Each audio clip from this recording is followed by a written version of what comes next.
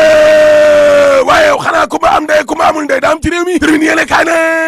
waa piscine party ba day waaw caal ma di gee waaw ñeent fukk ak juróom-ñaar yi nga xam ne ñoom lañ tegoon loxo day ñeenti ña ndeke dañoo corona allahu akbar la ilaha illallah yéene kaay gi ne dama ne doomu aadama yooyee kon ndekete ba ñuy ñëw ca gendarmerie boo kam day corona lañ fa indaale termine yéene kaay ne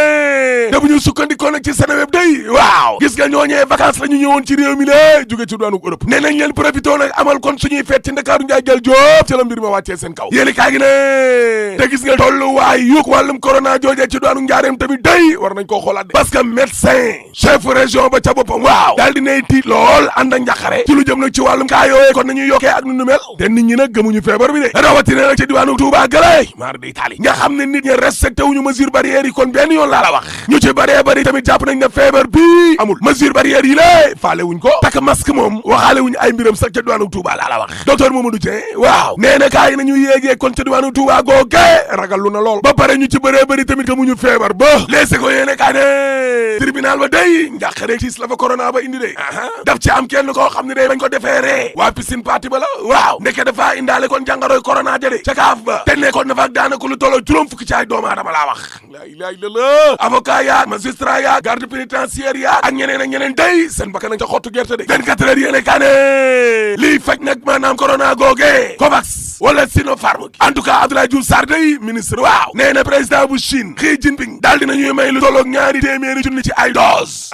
waaw sursaane Sénégal d'accord nañu de ci ñaari téeméeri junni dose yooyee waaye dañ ne attention binde il faut que Sénégal daal di xool nag ay éléments scientifiques balaa ñoo nangu sarax boobee nga xam ni kon waa Chine dañu ko sarax yaa illallah parce que mbir mi day ñaari problème la am bu njëkk ba mooy Chine ci boppam daal lànk ndaari tëdd ca suuf de ne du partager ay données ci essayage clinique yi nga xam ni kon ñu ngi koy essayé yooyee booy benn ba ñaar vaccin bi ci boppam nga xam ne ñu ngi waaj a valider nag phase 3 bi lée xarañteem daa des de 79,43% loolu xarañam des na yéene kaay daaw da càmmine fi mu nekk ni la day ci volcan lañ toog de mar di parce que lu tolloo fukk ak benn ci ay doomu aadama ñoo dee ci benn bis inna lillahi wa inna ilayhi rajiun fanweer ak ñaar ci ay kaay garaaw téeméer ak juróom fukk ci ñoo xam ni kon jàngoro jedal na leen day 102 cas communautaire allahu akbar la ilaha illallah Abdoulaye Diouf Sarr ministre santé waaw ci vox populi day nee na ñoom nag ña ngay wax ak waa Chine day ngir ñu jox leen lu tolloog ñaari téeméeri junni ci ay dose vaccin direct news ne daf yëngal ak lambatu dee di cacophonie total moo am ci nguur gi de mardi Italie dama ne la Abdoulaye Diouf Sarr deelee gum na lu tolloog juróom fukk laa lay wax nii ci ay doomu aadama ci fukki fan ak ñaar allahu akbar la ilaha illallah Sénégal nag léegi bokk na ci juróomi réew yi nga xam ne kon ñoom ñoo gën a deele ci espace un mois bi président Macky Sall nag fi mu nekk nii xam nga lan moo ko war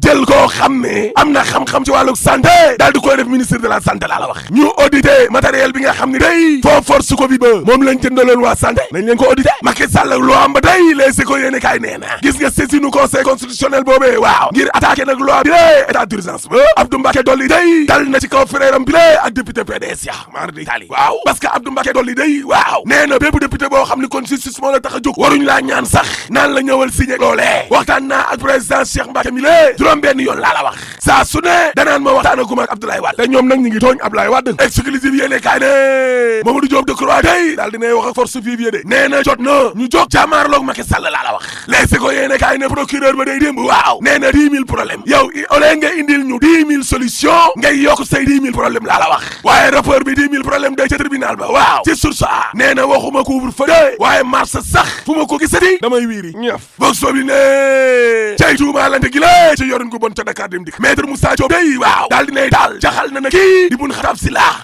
maître Moussa Diop ne directeur généralu Dakar dem dikk bu bees bi lée jënd na ab oto boo xam ne juróom-ñetti fukk ak juróom ci ay millions lay jar 85 millions laa la wax way Samba daal di jël nag ay sëriñam wutal leen ay salaire du directeur ca Dakar dem dikk goo yaa jum wala maa jum maître Moussa Diop ne looloo am laa la wax ndaataata la ku ndaat ak noos bambula ba ma jugee ca Dakar dem dikk ba léegi ni lée looloo fa am maître Moussa Diop ne bun xataab si laa nag dama koy yóbbu ci kanamu yoon citation directe bu dee président Macky Sall nag man Moussa Diop baaka la ma jëm ci digg ginnaaw termine yéene kaay ne maître Moussa Diop day dugal noo Omar bun xataab si laa mi la de waaw maître Moussa Diop nee na nguur gi ci boppam yoreel na Dakar dem di ko juróom-ñaari milliards way Samba te DG bu bees bi day ñaari sëriñam la jël ñu liggéey ci kër ga ak salaire yu baax deen di waay jënd oto buy jër 85 millions way Samba marché wu carburant 6 milliards waay yéeni kaay dee média gi ne waaye yow ana justice bi lée ay yorin gu bon gi lée ana justice bi lée réew mi quotidien